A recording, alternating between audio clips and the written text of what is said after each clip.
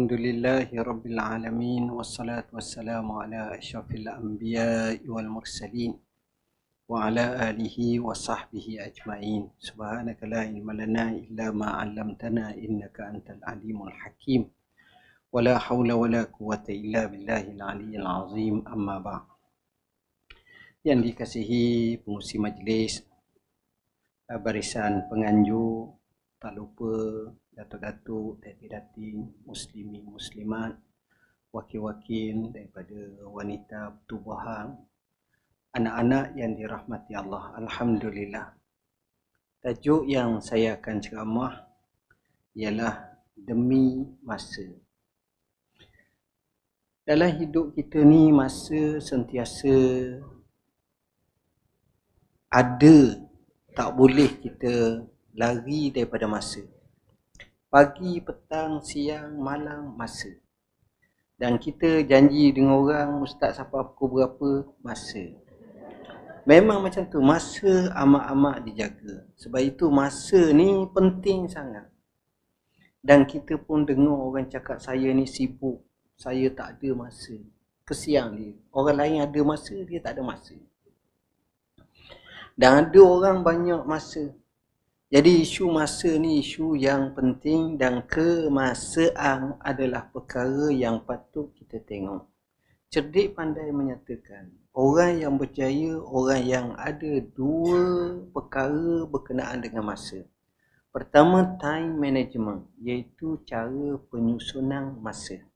Yang kedua, quality times, iaitu macam mana untuk menjadikan masa yang dimiliki walaupun sedikit memberi high impact dan kesedaran yang amat mendalam dalam kehidupan. Ini dua perkara yang kadang-kadang kita banyak terlepas. Justru kami mulakan dengan firman Allah Ta'ala, A'udzubillahi minasyaitanirrajim. Bismillahirrahmanirrahim. Wal 'asr innal insana lafi khusr illa allazina amanu wa 'amilus solihat wa tawasaw bil haqqi wa tawasaw bis sabr. Mafhumnya, demi masa sesungguhnya manusia berada dalam kerugian, kecuali orang yang banyak, orang yang benar-benar beriman dan banyak melakukan amalan saleh, pesan memesan dengan kebenaran dan pesan memesan dengan kesabaran. Surah ini, kata Al-Imam Syafi'i rahimahullah, kalaulah Allah tak turun Quran kecuali hanya surah ini kepada umat ini, nescaya cukup memadai. Dengan syarat dia faham, dia amal betul-betul. Bila sebut wal asr, demi masa, kita akan tengok kalimah demi masa ini ada tiga maksud. Pertama, demi masa, pertama dengan makna demi solat asar. Kenapa? Kerana solat asar lah paling payah untuk kita awalkan waktu sembahyang. Orang kata solat subuh lagi mudah, sekarang ni lewat 8 minit. Jadi mudah dah sikit. Tak ada apa dah. Jadi memang tak ada alasan dah. Jadi gini. Jadi solat asar. Kenapa? Kerana orang kerja masa tu dia pertembungan. Nak balik ke nak habis sembahyang. Orang yang nega pasar malam, masa itulah customer, klien sedang racuk, dia datang. Jadi hari sembahyang asar payah. Baik. Yang kedua, demi masa, demi waktu asar. Kenapa waktu asar? Kerana waktu asar ni waktu di mana kita kerja semangat. Sebab matahari panahan cahayanya makin kurang, jadi kita asyik dan ghalib. Orang main bola sampai ke malam. Jadi asyik, orang berkebun dia main. Kalau tengah hari, pagi, bila matahari pacau atas kepala, berehat dulu lah, letih dah. Sambung karang pula, petang karang. Asar ni tak, dia akan jadi semangat. Dan poin kita tengok, wal asr, demi masa. Umum, asr ni dengan makna umum masa. Tuan-tuan, kalau kita bahasa kita dengan kawan-kawan, saya ni kira asar dah. Maknanya umur tua dah. Bukan asar tu umur baru muda 14 tahun, asar dah. Biasanya 68, 72. Umur kata orang mati biasa dah kawan-kawan dia. Asar. Asar ini sebahagian ulama memaknakan dari segi bahasanya daripada asir. Asir ni apa makna asir? Asir ni maknanya perlahan. Tuan-tuan, puan-puan pernah tengok kalau pada hari Ramadan kita pergi dekat dengan orang apa nama ni jual air tebu. Kita nak beli air tebu. Biasanya air tebu ni unik dengan batang-batang tebu ada, mesin tebu ada. Dia buat situ selalu. Kita kata tu lagi kau sebab itu nampak aslinya. Ori, fresh. Apa dia buat? Batang tebu diricih 4 kaki panjang. Apa dia buat? Dia akan masuk dalam mesin. Bila dia masuk dalam mesin, keluar air setengah jat. Air tebu. Tuan-tuan ingat dia buang? Tak. Dia lipat dulu. Daripada 4 tu jadi 2. Dia masuk sekali lagi. Keluar separuh daripada yang ada tu. Tuan-tuan kata dia buang? Tak. Daripada 2 kaki tu, dia lipat sekaki lagi. Masuk. Keluar makin sikit. Tuan-tuan kata dia buang? Tak. Dia gupah. Dia masuk sekali lagi. Lepas tu tinggal hampas. Itu makna perut. Maknanya dalam bahasa mudah, hidup kita ni kita kena perah masa kita. Saya pergi dekat dengan seorang pensyarah matematik. Dia tulis, matematiklah kamu sebelum kamu dimatematikkan. Umur 60 tahun, kita tidur sahaja 30 tahun. Jadi kalau tuan-tuan tidur dalam majlis ni tak marah. Sebab nak cukupkan 30 tahun. Tidur sahaja separuh umur kita. Betul, budak tidur. Orang peringkat tua kuat tidur. Orang sakit banyak tidur. Kalau orang lelaki ni, puan-puan sekalian, waktu sembahyang Jumaat dia tidur. Khutbah. Sebab itu kalau puan-puan tanya suami puan-puan, bang, lama dah bang tak nasihatkan hamba. Apa dia? Yalah, hamba nak dapat juga maklumat apa isi kandung khutbah hari ni. Dia akan jawab standard, suruh takwa lah. Sebab takwa tu memang rukun khutbah pertama. Lepas ada tu dia tidur. Dia tak boleh ulah. Sebab apa? Sebab nak ceritanya tidur biasa bagi kita. 30 tahun masa kita tidur. Kita duduk atas meja makan. 15 tahun, seperempat umur kita. Makan berapa kali sehari, Syekh? Pagi makan. Lepas makan kuliah duha makan. Lepas ni ada makan tak? Tak ada pun kena ada kan? Makan. Tengah hari makan. Lepas tengah hari minum petang makan. Malam makan. Silap-silap kawan sudah semai syak makan lagi. Lepas tu ada pula dipanggil suffer. Dia tak panggil sahur sebab esok kena puasa, dia tak nak. Makan 15 tahun makan. Letih makan. Bak makan ni tu Allah, orang suka sangat makan. Duduk dalam tandas 12 tahun, 1/5 umur. Kita orang tua, bila ada sakit kecil manis, darah tinggi, campur dengan ni, selalu pergi tandas, buang air kecil. Kerak. Uzur. Jadi kita tandas banyak. Nak mandi, nak ni. Berapa tahun? 15 tahun. Baru ni saya dengar satu kajian yang cuba dibuat oleh orang. Dia kata oleh profesor.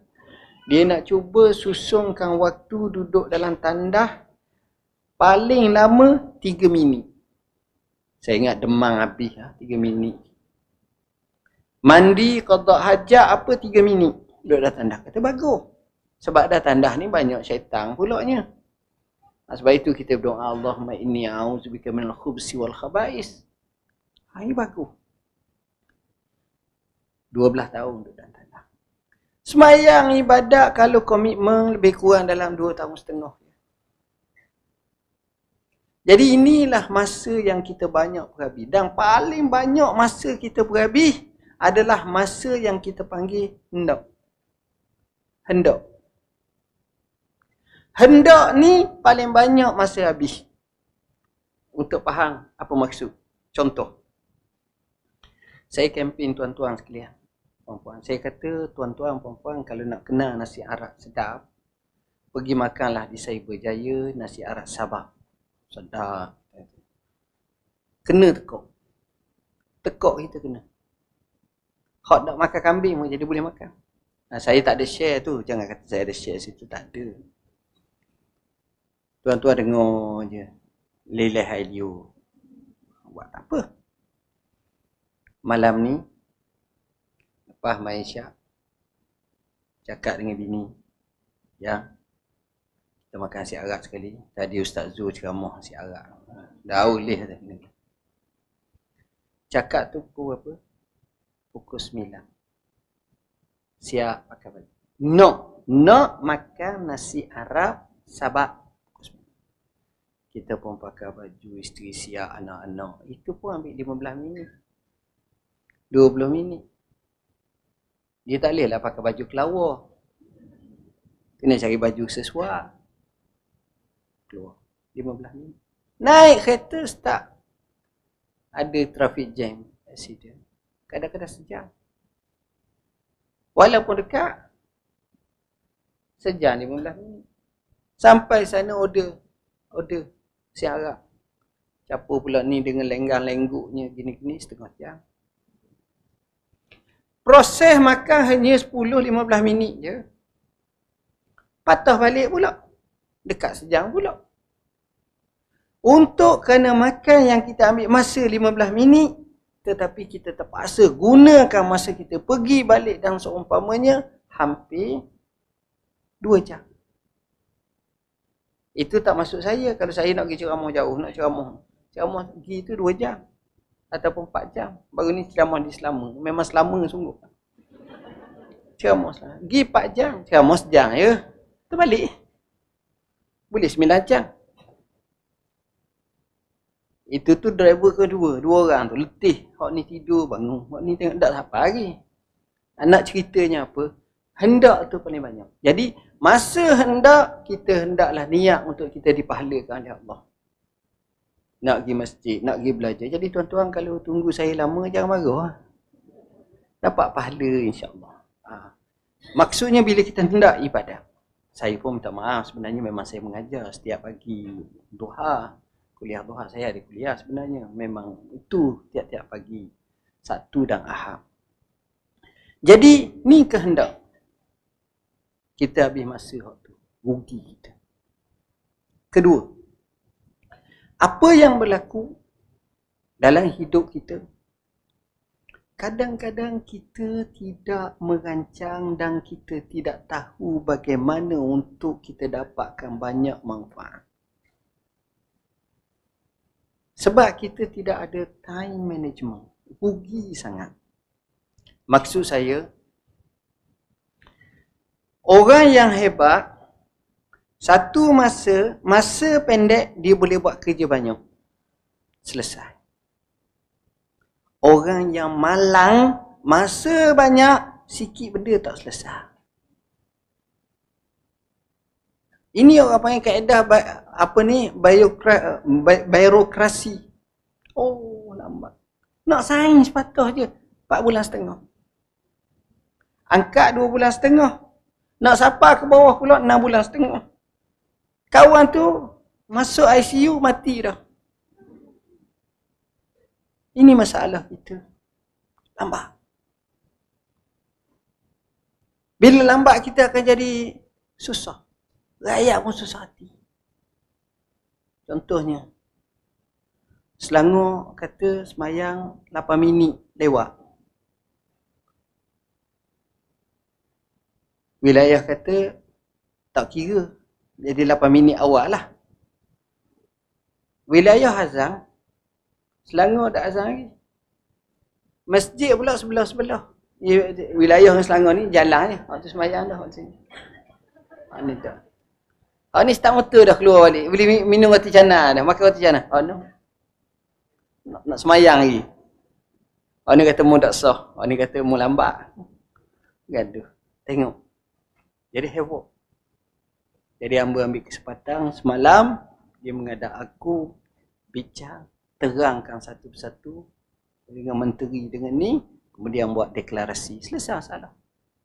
Jadi tak ada apa hari ni nampak senyum sebab boleh sembahyang lewat ini. Tuan-tuan, kadang-kadang keputusan kena cepat. Kadang-kadang kerja ni kena cepat, orang tak boleh. Siapa dia? Macam contohnya. Tuan-tuan tanya pengantin baru. Semua pengantin baru tak puas hati dengan mak abah dia, dengan keluarga dia. Lambat. Dia nak aku terima nikahnya. Selesai balik tu. Mu nak jamu apa-apa tak apalah. Ini proses tunang 4 bulan setengah. Proses merisi 2 bulan setengah. Atau gini, patu gini. Oh, dia kata tak. Dia kata bukan not my taste lah. Dia nak cepat sama sekarang. Sebab itu kita tengok kedai-kedai junk food, kedai-kedai fast food. Laju orang suka. Ada drive-thru. Dia nak macam tu. Dalam hidup ni nak cepat. Dia tak betul kita kata ada benda kita kena perlahan-lahan. Tapi keputusan nak cepat ni tengok tepat. Hak ni laju, hak ni lambat. Hak laju ni tengok banyak berjaya satu. Hak lambat ni Allah kesian. Letih. Salah satu seksanya apabila keputusan itu lambat dikeluarkan. Jadi betul lah mereka kata penantian tu satu seksaan. Bukan satulah, banyak seksaan. Tak puas hati banyak. Lambat. Kita nak cepat. Zaman sekarang nak tahu kalau boleh cepat. Hak ni nak cepat. Mati pun nak cepat. Keadaan macam tu sekarang. Urusan pun nak cepat. Jadi time management kena ada. Seorang pakar psikologi terkenal. Namanya Dr. Sadler. Setiap hari ada dia temu orang. Bayar fee lah sebab dia pakar. Untuk dia counselingkan. Satu hari datang kepadanya seorang lelaki nak supaya counseling. Masuk menghadap Dr. Sadler tengok, tiba-tiba bunyi telefon hujung sana. Masa tu tak ada lagi handset, dia ada telefon meja tu. Dia isyarat, dia pun pergi jawab. Okey, saya hantar segera. Contohnya telegram. Dia pun suruh dia punya dispatch atau tengah nak cakap, bunyi lagi, dia pun jawab. Okey, saya akan suruh dispatch saya pergi. Bunyi lagi. Okey, saya akan begini. Terus buat. Dan 3-4 kali dia kata, tuan, sekarang saya selesaikan masalah tuan. Customer, klien ni cakap, tuan doktor, masalah saya sudah selesai. Kalau kita memecok tu, bengkak mana bengkak. Masalah saya sudah selesai. Dia kata biar betul. Betul. Sungguh. Cuma satu je lagi belum selesai. Boleh tak saya nak masuk bilik tuan? Bilik pertemuan lain, bilik pejabat lain. Dia kata boleh. Dia pun tunjuk buka pintu. Dia tengok sekali lah. Okey, terima kasih. Fee bayar dah, tak ada masalah. Selesai. Balik. Pelik kan? Selepas beberapa ketika, sekejap je, mungkin 2-3 minggu ataupun kurang, orang yang sama telefon, tuan doktor, saya yang datang tu, yang kata tak ada nak bercakap tu, kata selesai dah. Nak buat appointment sekali lagi. Dia kata okey. Tapi sekali ni lain sikit. Apa dia? Sekali ni saya nak ajak makan di luar, nanti telefon bunyi susah pun nak cakap pula. Nak makan luar. Kita tanggung semualah. Kedai kopi ke apa ke. Kita mengeteh lah ibarat bahasa kita. Dr. Sadler setuju. Pergi. Datang. Bila datang, dia tanya, tuan doktor kenal saya siapa? Kata dia tak kenal. Sebab baru ni pun tak ada nak introduce lagi siapa nama pun tak tahu lagi. Oh gitu. Saya ni GM terbesar syarikat konglomerat di Amerika. Oh, ini cerita di Amerika lah ataupun Eropah. Konglomerat besar. Saya big boss. Saya buntu. Bilik saya besar. Meja saya besar. Dan saya big boss. File bertimbung. Akhirnya tak muat meja. Saya beli meja satu lagi letak file. Penuh juga meja tu. Beli pula satu lagi meja letak file. Akhirnya saya buntu. Bila saya pergi kat tuan doktor, pertama sekali saya tengok tuan doktor jawab. Jawab tu bukan jawab, nanti lu aku sibuk biar lu tangkang kamu telefon tangkang. Kau pukul 3 tak ada dah. Itu biasa. Tapi tuan doktor jawab, okey, saya selesaikan selalu. Saya selesaikan. Itu cara dia. Melainkan kita ada meeting sungguh baru jauh. Tengok. Yang kedua, saya nak mengesahkan daripada tuan doktor ni, saya pergi tengok meja tuan doktor. Ada orang ni jenis cakap jauta. Cakap sedap, penasihat gini ni, keluarga bahagia. Dia 4 kali cerah dah. Oh, strategi ni. Oh. Tak, wrong. Saya pergi tengok. Saya tengok atas meja tuan doktor ni kosong. Maknanya tuan doktor cakap serupa bikin. Ramai orang berteori gini, utara, selatan, barat, timur, gini. Buat tak mampu. Ada masyaikh Arab mari kat. Oh, ceramah. Oh, hebat tu. Syekh, you the best. Bagus. Bukan soalan. Orang tak tanyalah dia ke Syekh besar. Dari majlis saya bertanya, Syekh, hamba nak tanya satu soalan lah. Hamba, Allah minta maaf lah, hamba tak tahu sangat. Apa dia? Oh, tolong solusikan kepada saya bagaimana nak selesai isu konflik negara Arab.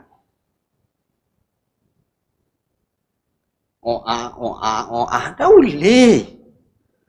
Quran bolehlah wa'tasimu bihablillahi jami'a. Innamal mu'minuna ikhwah fa aslihu. Boleh. Tapi buat mu boleh dah buat. Negeri mu hancur lebur mu buat dah. Bila realiti payah. Itu masalah. Sebab itu kita dah cakap besar. Benda-benda ni dah cakap besar. Allah payah. Realiti. Kehidupan ni membumikan, mewakilikan. Ini yang berlaku. Hak cakap banyak gini. No way. Buat tak? Buat okey. Alhamdulillah. Tak buat. Macam mana ni Syekh? Apa punya barang ni? Ini yang jadi masalah paling besar dalam hidup kita. Kita nak tembus mental block tu. Inilah cabaran. Keputusan cepat, tepat, kena. Kalau bincang biar habis. Jangan bincang tak habis. Bincang separuh-separuh. Jadi huru-hara. Natijah tak ada, result tak ada. Huru-hara. Apa benda? Okey. Dan macam mana cara kita nak jadikan keputusan tersebut benar-benar sesuai. Ini banyak. Saya selalu sebut. Saya kata orang pandai ramai. Orang bijak ramai. Tapi orang yang guna kebijaksanaan, kepandaian, hikmah yang ada padanya itu untuk dia jadikan kepandaian dan hikmah itu dalam kehidupan dia, itu tak ramai. Dan ini cabaran. Tak ramai. Dia bijak. Tengok. Dia belajar tinggi, Alhamdulillah. Ekonomi dia faham. Dia pandai, dia tinggi. Cuti. Dia jadi pensyarah. Tapi kadang-kadang kena tipu di skin cepat kaya je. Tak kaya. Tapi ada orang tu dia belajar sikit je. Tok siap secik. Tok siap. Contoh bukan tok siap. Tok siap. Tapi ramah. Kerjanya lepas mayang syak, jual burger. Ambil daripada Ramli Burger. Jual. Jadi ramai. Yo, orang panggil dia. Yo. Terus yo lah maknanya. Yo, okey. Dia jual burger. Kawan-kawan pun batu. Tiap malam dapat 200.5. 200.5 dia kata. Kadang-kadang dia kaya. Dia main gitu je. Sebab itu kita kata isu macam ni bila kita tengok keputusan cara masa Allah penting. Tuan-tuan, jangan kita biarkan masa mengubah kita. Sila orang biar ikut anda. Jadi ikut pandai. Ikut. Akhirnya hanyut. Tak ada apa.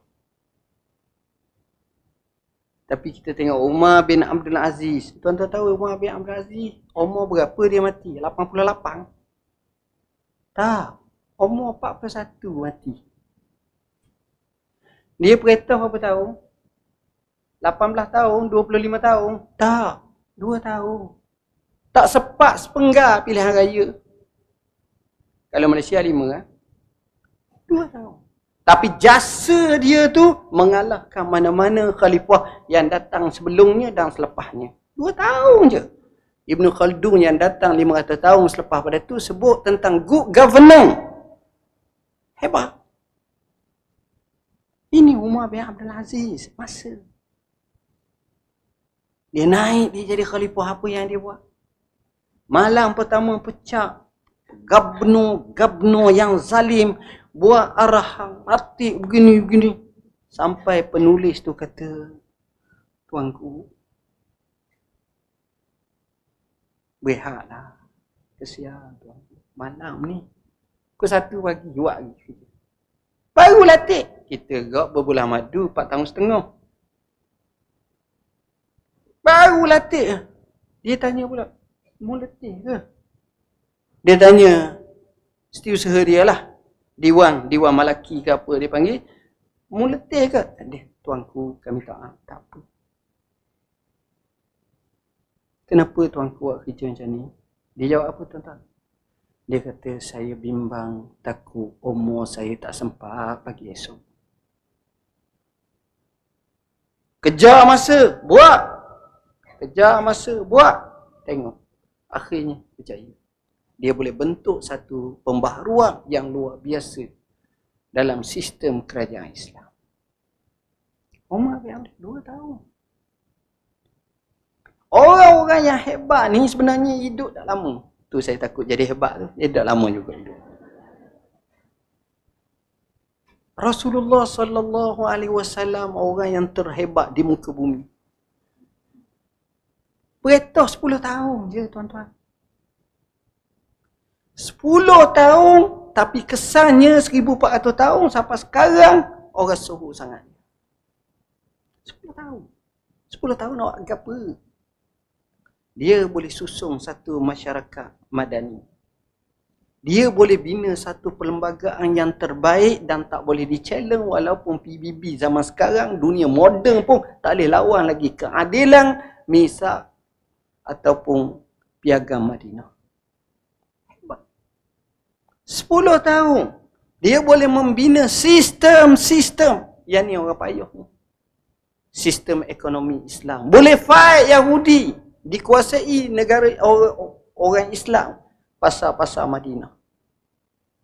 Sistem ekonomi. Sistem kekeluargaan Islam yang cacat merbak. Nizamul usrah yang terbaik. Praktis Baitun Nabawi yang terbaik.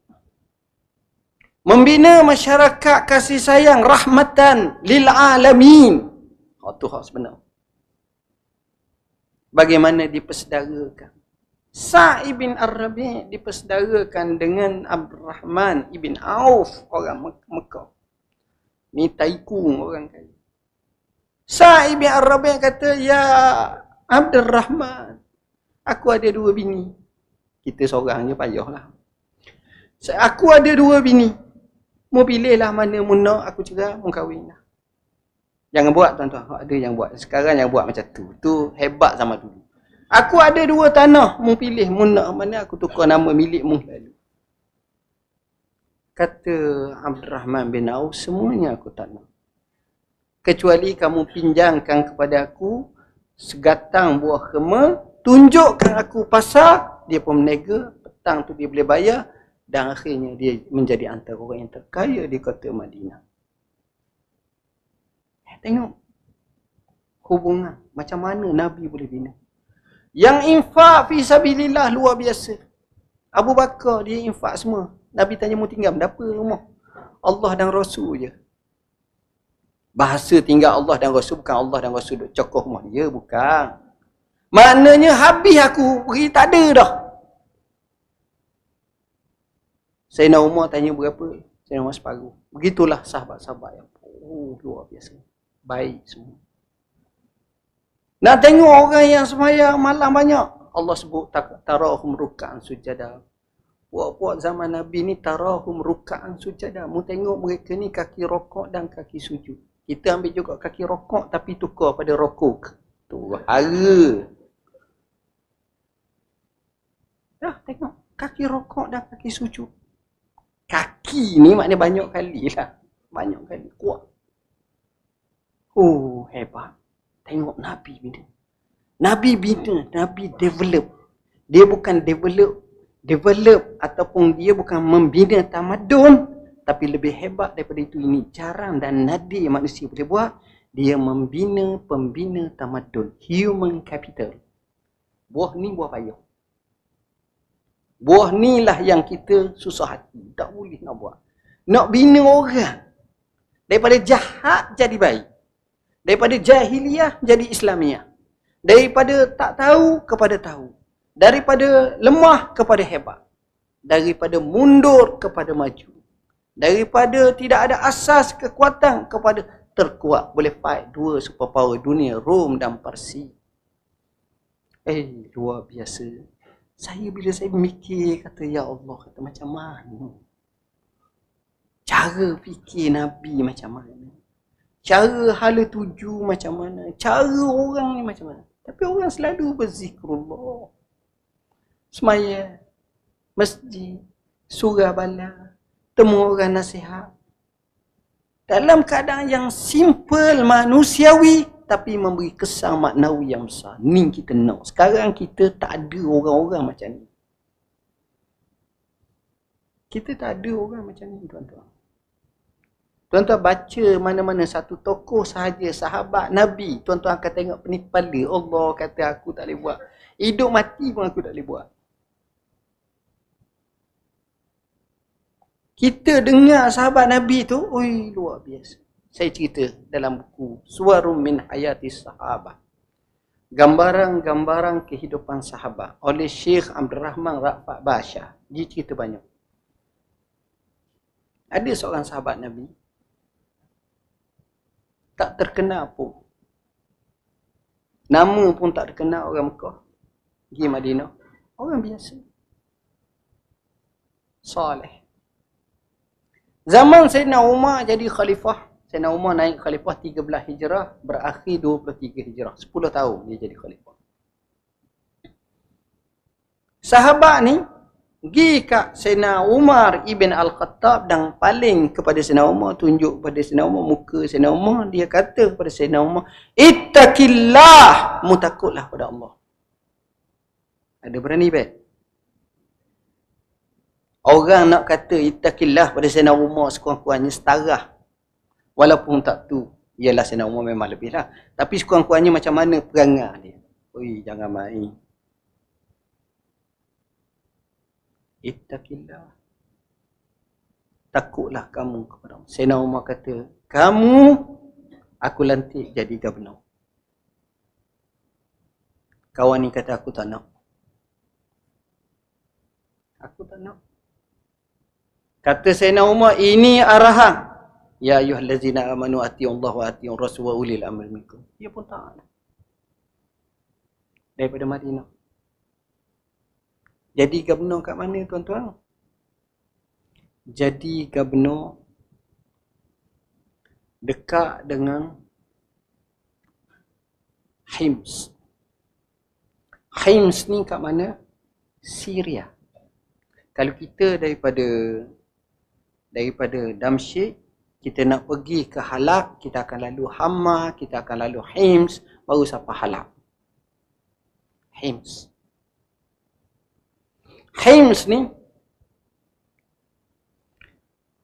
orang Arab panggil dia ni Kuwaifah. Gelaran. Apa makna?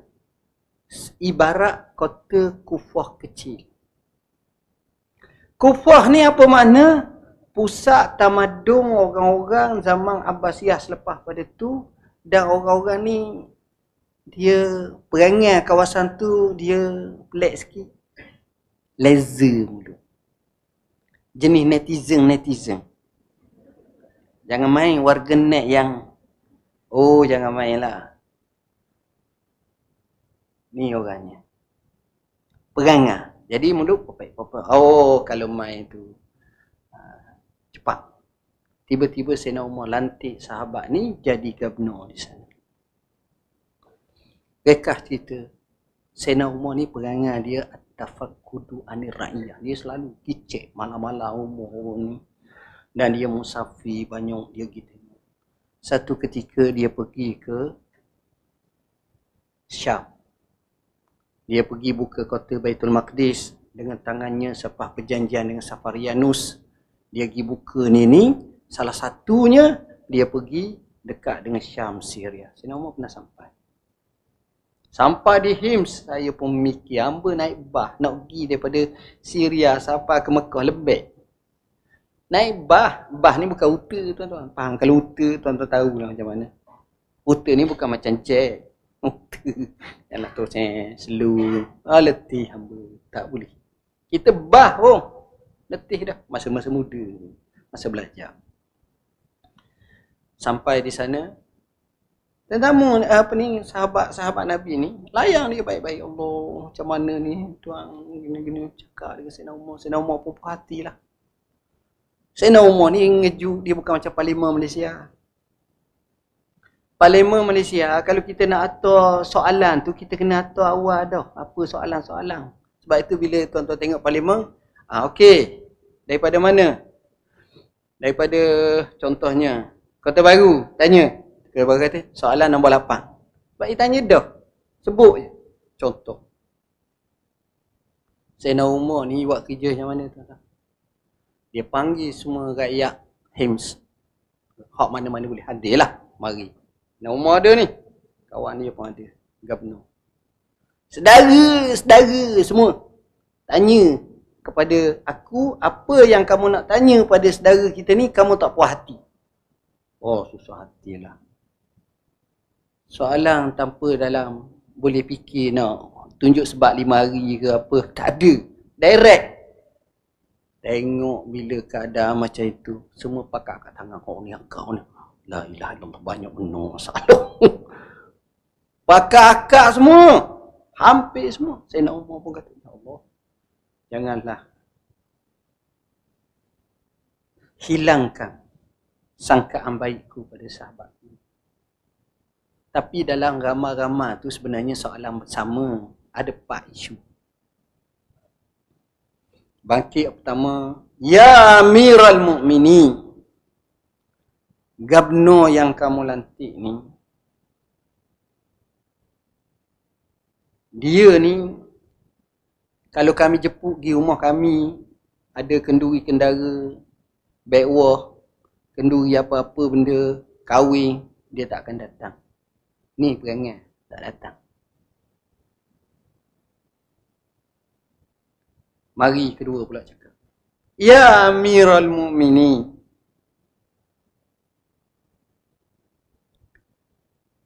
gubernur yang kamu latih ni,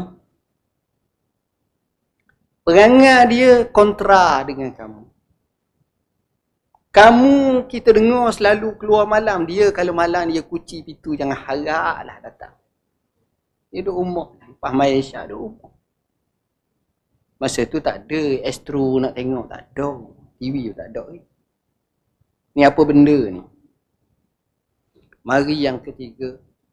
Ya Amiral Mu'minin,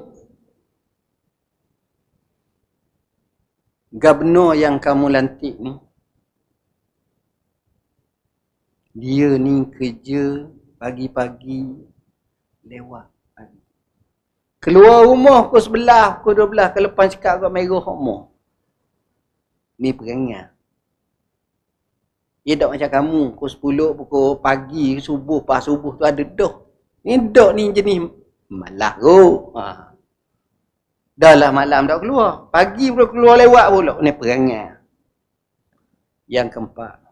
Ya Amirul Mukminin. Minta maaf lah Amirul Mukminin. Gubernur yang kamu latih ni, ingat. Dia ni orang yang tak layak jadi gubernur. Kenapa? Selalu pesang. Duduk dalam majlis pesang. Dalam majlis pesang. Kadang-kadang tengah-tengah, pak pesang. Allah kata, mana pula mesang-mesang ni. Harga tu, kita pula susah. Kita nak tolong dia, kita minta tolong dia, kita pula kena tolong lah. Habis dah salam. Habis hebat tu. Saya nak umur pun tengok kawan. Kawan dia senyap Saya nak umur kata tolong jawab. Dia jawab, aku tak mau jawab. Sedap kok, aku tak nak jawab. Aku tak nak jawab. Saya nak umur kata, kali ni mu kena jawab. Supaya meredakan. Dia jawab tu. Bila kita tengok dia jawab tu, kita faham keadaan dia. Dia kata yang pertama, aku tak keluar malam. Sebab itu hak aku. Kerana aku nak ibadat kepada Tuhanku. Privasi untuk aku. Aku dengan Tuhanku. Cukuplah siang hari aku dengan rakyat. Okey, saya nak terima. Soalan yang kedua. Kenapa kau tak pergi orang Jepun kahwin apa semua sekali? Dia kata, kau lantik aku juga sebagai qadi. Kalau aku pergi, orang ni bagi ke apa ke, aku akan bias dalam hukuman. Jadi tak sesuai aku. Betul juga. Okey. Soalan yang ketiga. Kenapa kau ni selalu keluar lewat? Pukul 11, 11.30 keluar nyoncek. Dia termenung. Dia kata, wahai Amirul Mukminin, sesungguhnya aku hanya ada selai je pakaian. Siapa dia ada selai hari ni, saya nak bagi RM500. Angkat tangan, saya akan bagi. Jangan hok baju tubuh ni. Rumah. Kita bukan selai. 5 almari. Selai. Saya nak umur warak pun lebih pada selai. Selai.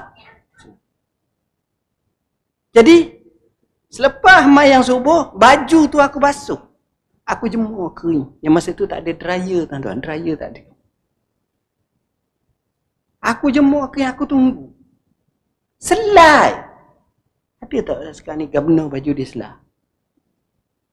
Tak ada. Kain kapang putih gelap. Selai. Allah saya nak umur kata. Hai, luar biasa. Senyap orang macam ni. Itu tak payah camping untuk apa ni, istihar harta. Ada. No istihar harta tak ada. Tak payah. Memang kita tak boleh nak fikir. Okeylah. Soalan terakhir. Kenapa kau pesang? Majlis ada benda tengah-tengah racak, pesang. Allah. Dia kata, ya Amirul Mukminin. Kadang-kadang, masa saya duduk di Madinah, di Mekah dulu, masa mula-mula Islam. Masa tu, Islam tidak kuat lagi, Nabi pindah dan ini. Ada seorang sahabat Nabi kena tangkap. Nama saya lupa, boleh cek balik lah. Sahabat Nabi ni, bila kena tangkap, dia ni kena hukum. Kena hukumnya di khalayak ramai. Bila nak kena hukum, Abu Sufyan tanya dia, mu nak tak mu balik dengan anak bini mu Muhammad ganti tempatmu sini. Mana Nabi lah kena hukum. Dia kata apa? Wallahi, kalaulah satu duri kecil nak kena pada kaki Nabi, aku sanggup nyawa aku mati. Bukan ganti aku biar Nabi kena hukum. Kalau duri kecil, itu cinta sebenar, tuan-tuan. Cinta sebenar bukan macam kita kata aku cinta Nabi, aku ulang kalimah cinta 400 kali. Tak. Siapa tahap tu? Allah. Akhirnya, kata Abu Sufyan, ma ra'aitu ahadan yuhibbu ahadan kahubbi ashabi Muhammadin Muhammadah. Aku tak tengok orang cinta kepada seseorang lebih daripada sahabat Nabi cinta kepada Nabi. Cinta sungguh, tuan-tuan, ya Allah. Tuan-tuan tahu. Kata Gubernur ni, aku saksikan majlis tu, kawang ni kena potong sekatang-sekatang. Tak. Dan mulutnya sentiasa zikrullah. Allah, itulah aku dah tengok. Tak berganjak, tetap. Minal mu'minina rijalun sadaku ma ahadullah alaihi. Faminhum man qada nahbah wa minhum man yantazir wa ma baddalu tabdila. Jadi bila aku tengok kejadian tu dengan darah tersembur keluar tu, aku jadi teringat, jadi pesang. Kejut hati. Ini Gubernur. High integrity, bukan highest integrity. Bila sampai sahaja kepada Sayyidina Umar di Mekah, di Madinah, surat orang-orang fakir miskin di Hims, tengok-tengok salah satu senaraiannya nama Gubernur masuk asnaf terima zakat. Sayyidina Umar kata, ni siapa? Gubernur? Apa memasuk orang Gubernur? Dia paling fakir kalau kita. Allah. Sayyidina Umar bagi duit dia lebih. Duit tambahan. Siapa kat rumah dia, bini dia suka. Yelah, kalau kita bini zaman sekarang tu lama dah, bini cerah laki, bukan laki cerah bini. Bini dia suka boleh makan sedap dah. Dia kata, wahai isteriku, menak aku ke menak harta? Kalau menak harta, aku ceraikan kau, tak apa. Bini kata, nak abad lah. Ambil duit ni, terus bagi fakir miskin. Jangan buat, tuan-tuan. Dengar je. Awak cerita ni dengar je. Ni maqam yang tinggi. Tuan-tuan bukan sahabat, tapi cuba ikut sikit-sikit lah. 1%, 2%, 3%. Kita dah boleh lah nak buat gitu, balik tu kejut. Tok lelaki kita buat gitu. Kita kata ke lelaki kita, buat apa tak beri habis rumah-rumah ni? Cuba beri habis. Tu cara kita. Beri habis. Kereta-kereta beri habis. Ambil semua. Baju tu, capok selalu dengan almari habis. Temu tak temu di mahkamah syariah. Tapi itu sahabat. Saya dah tengok macam mana orang zaman dulu. Dia punya semangat, dia punya pengorbanan. Ni baru seorang. Ramai lagi kisah pelik-pelik. Ya Allah, luar biasa mereka ni. Sebab itu mereka ni, tuan-tuan, orang-orang macam ni, orang yang telah buat sejarah yang baik, yang diabadikan dan ditulis dengan tinta emas, diingat sepanjang zaman. 1400 tahun lepas dah. Tapi orang baca, Allah luar biasa. Luar biasa. Dan cerita ni kaya. Umat ulama, orang Islam kaya dengan tokoh-tokoh yang luar biasa. Tuan-tuan nak cari tokoh kagum. Tuan-tuan nak cari tokoh hebat, tokoh cerdik, tokoh dermawan, tokoh sabar, tokoh pendakwah luar biasa. Semua ada orang Islam. Allah kaya. Tinggal kita nak ikut je. Ni orang-orang macam ni. Sebab dia ni bila hidup, tuan-tuan, dia betul-betul guna. Ini peluang. Saya masuk penjara, tuan-tuan. Masuk boleh keluar. Jangan masuk saya keluar susah hati saya. Saya sembang. Saya suka buat perkara yang hot pelik-pelik. Sebab apa? Ni iktibar pada kita di Pejabat Mufti Wilayah Persekutuan dah 2 tahun dah. 2 kali dah, 2 Ramadan dah kita makan berbuka puasa bersama banduang akhi. 2 tahun lepas saya buat di Kajang. Allah tuan-tuan. Saya jamu nasi arak. Saya nak rayak kepada tuan-tuan, nasi arak saya jamu tu, sutir pun tak ada tinggal.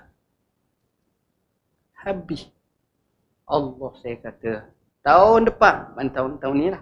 Tahun depan, setiap orang saya jamu 2. Double.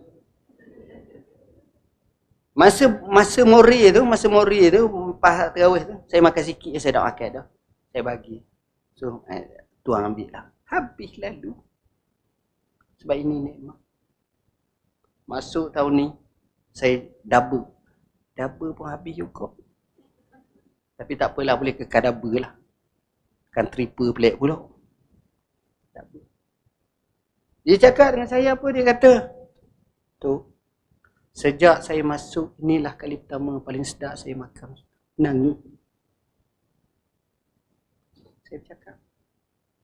Dia kata tu, kalau saya keluar, saya nak jadi orang yang baik, saya nak ke masjid, saya ini Allah. Baru ni pula, lepas Ramadan, Syawal, saya masuk sekali lagi. Ni penjara Sungai Buloh. Baru ni saya buat 2. Penjara Sungai Buloh dengan penjara Cikajang. Tahun depan insya-Allah nak buat 3. Tengok lagi mana penjara ada. Mungkin Seremban ke, kita merayak. Kita bagilah, bukan saya seorang, saya tak datang kot. Saya pergi. Jadi hak mana-mana saya pergi tu mereka suka datang. Oh gitu. Lain ada. Saya pergi. Tapi betul lah hidup ni dia kena ada high touch. Rasa hati.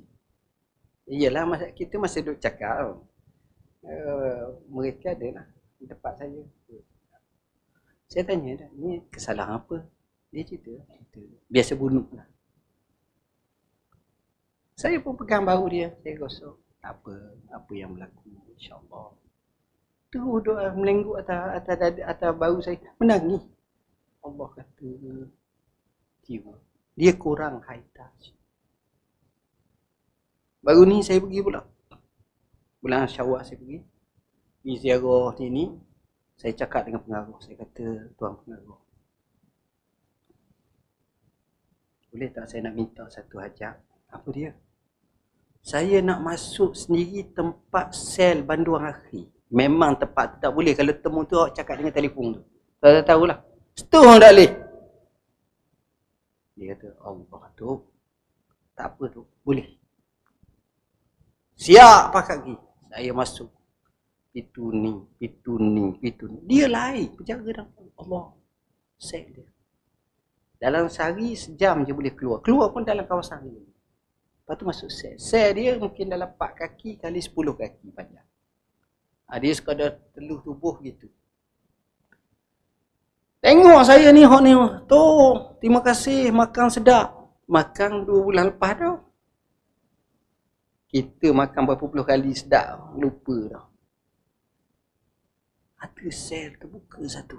Sebab geleran dia keluar kok. Tengok saya datang, dia tak keluar, malu kok. Mereka kata, Tok, mari sini Tok. Ni sel terbuka ni, masuk tu, nak masuk. Saya pun pergi masuk. Saya dengan dia duduk dalam.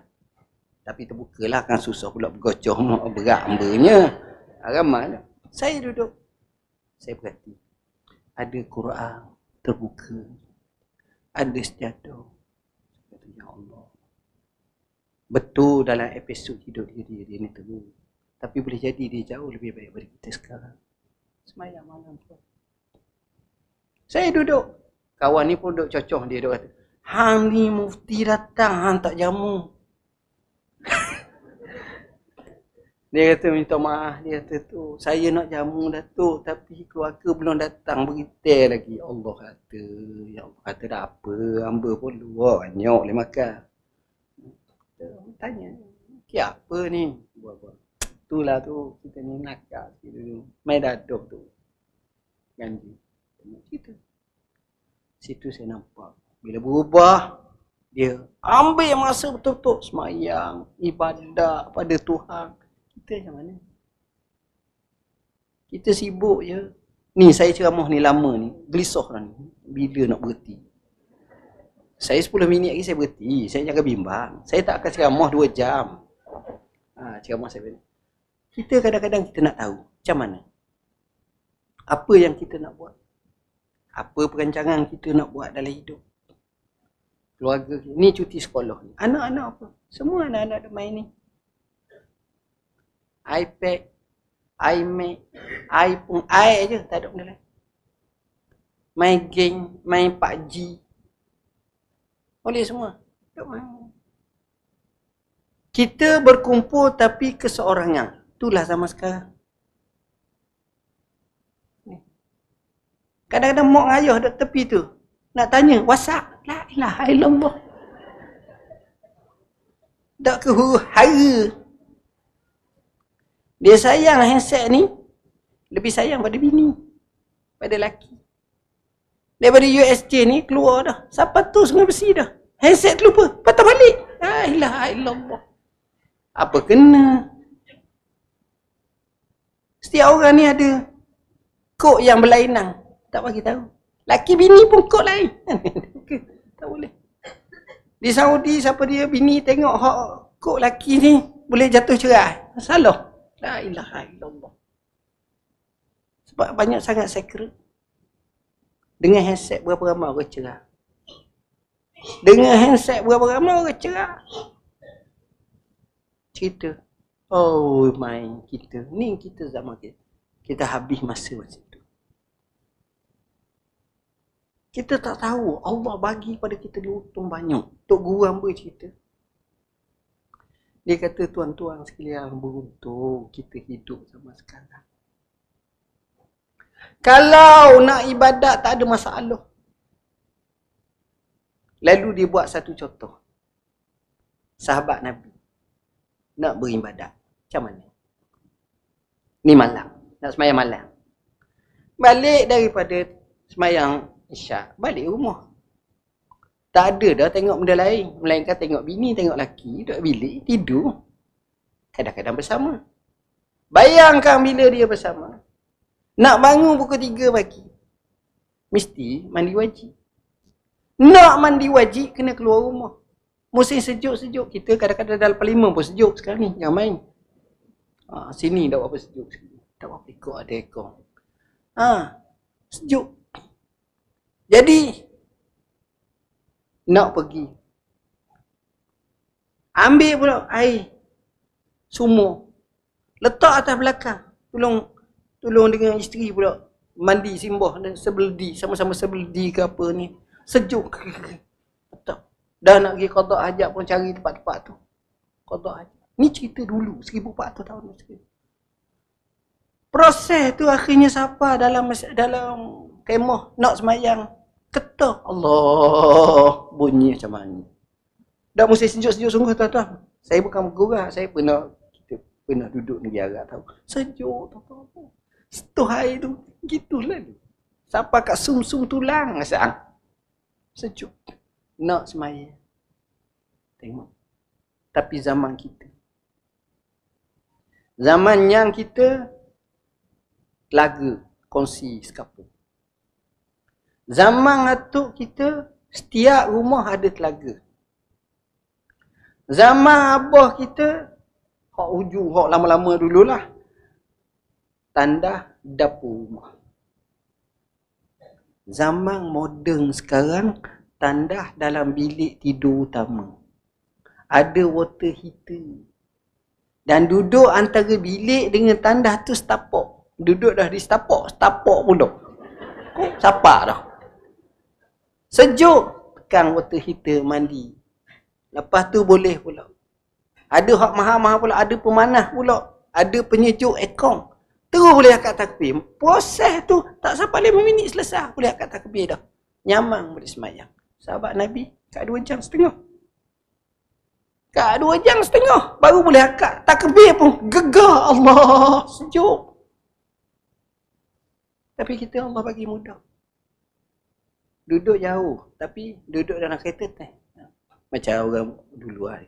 Saya ni bukan tak nak pergi masjid. Tapi jauh. Kalau ada basikal saya pergi dah. Pergi 3 hari. Lepas tu dah pergi. Kalau saya ada motor, saya pergi seminggu. Lepas tu lah. Saya ni bukan apa, masalah panas, hujan gini, pergi bimbang kau ni. Kalau ada kereta, saya pergi masjid. Dan 2 hari, lepas tu tinggal. Artinya kesungguhan nak banding dengan zaman dulu ni jauh. Kita peluang banyak untuk nak ibadat. Ya Allah, mudah. Sebab itu, jangan kita abaikan masa. Ambil masa betul-betul hidup. Berapa ramai orang mati mengejut. Berapa ramai orang sakit. Berapa ramai orang uzur. Berapa ramai orang asal kaya tiba-tiba jatuh miskin, tak boleh nak buat apa. Semuanya itu menginsafkan kita. Sebab itulah saya katakan kita kena susun masa. Anak-anak kita cuti ni, takkanlah cuti semata-mata cuti. Apa pengisian yang dia nak buat? Kita buat. Contohnya anak kita kata nak bermula hari ni kau kena ngapa nama Nabi. Kita beli buku ni, ada di belakang. Anak 6 orang beli 6. Baca. Apa dia? Apa abah? Nak tahu siapa itu Nabi Muhammad sallallahu alaihi wasallam. Kita membaca Nabi Muhammad sallallahu alaihi wasallam bin Abdullah bin Abdul Muttalib bin Hashim bin Abdul Manaf bin Qusay bin Kilab bin Murrah bin Ka'ab bin Lu'ay bin Ghalib bin Pihir bin Malik bin Nadir bin Kinanah bin Khuzaimah bin Mudrikah bin Ilyas bin Mudar bin Nizar bin Ma'an bin Adnan. 21 lebih. Siapa dia ingat, saya nak bagi RM10.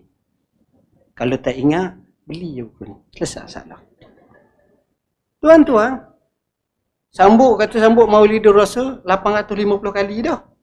Yelah, sekali musim macam saya tiap-tiap malam ceramah. Malam, pagi, siang, petang, maulid semua. Malu dah ingat. Nama Nabi. Sifat Nabi semua sekali ni. Anak kita, homework dia, hang cuti sekolah, kena ingat macam ni. Nak suruh dia baca betul-betul, nota anakku. Nasihat saya pada anak. Maka begitu. Suruh belajar betul-betul, tinta nasihat untuk penuntut ilmu. Yang ini banyak syarat macam mana adab dengan guru, dengan buku, dengan ini. Kena ada anak kita buat anak kita. Masa belajar betul-betul, saya sebut masa peliharalah. Buku ni tuan-tuan walau macam mana pun tuan-tuan kena beli. Sebab bagi saya inilah buku yang paling saya sayang demi masa. Buku ni saya sebut tentang Tun Dr. Mahathir dengan masa. Banyak saya sebut, tapi salah satunya saya sebut Tun Dr. Mahathir dengan masa. Jaga masa. Saya hadiah ke dia. Suka dia tengok gambar ayah dia, tengok gini. 22 tahun, dia jadi Perdana Menteri, dia lewat 2 kali je. Datang jabat. 759. Kita baru 2 tahun. 325 kali dah lewat. 957.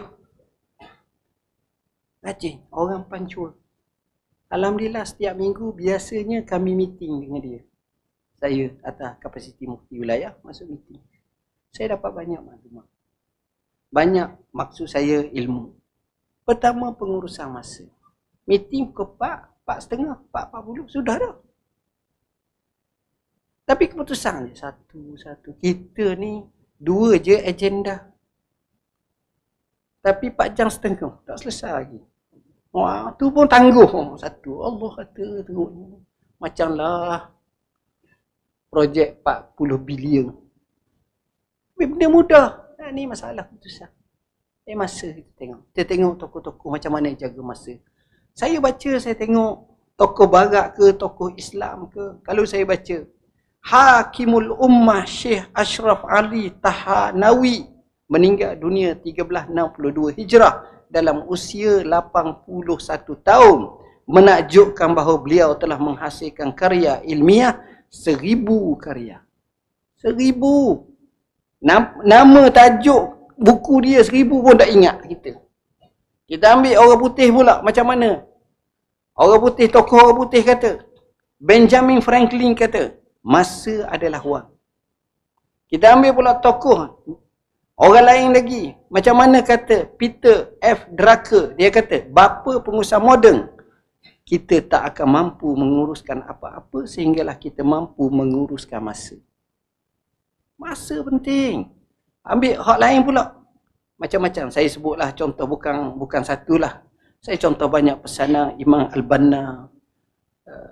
Semua. Masa amat penting. Apa? Orang akan tanya, apa yang kamu telah buat? Bukan orang tanya apa yang akan kamu buat. Sebab akang tu banyak benda dah buat. Oh, nak ni.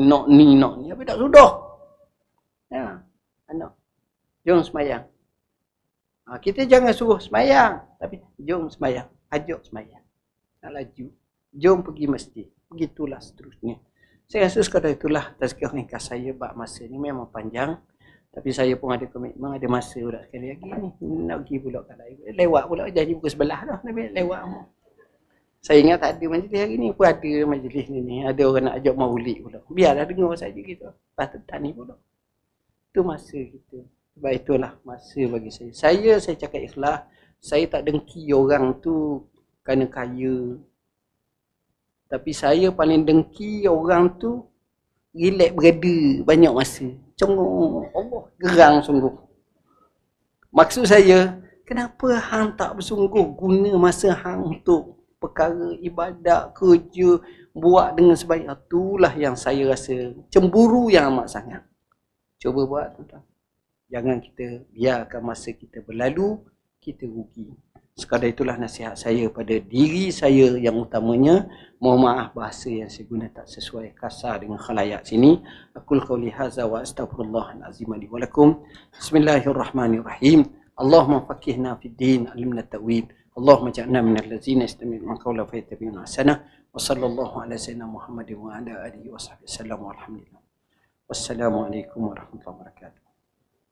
Waalaikumsalam warahmatullahi wabarakatuh.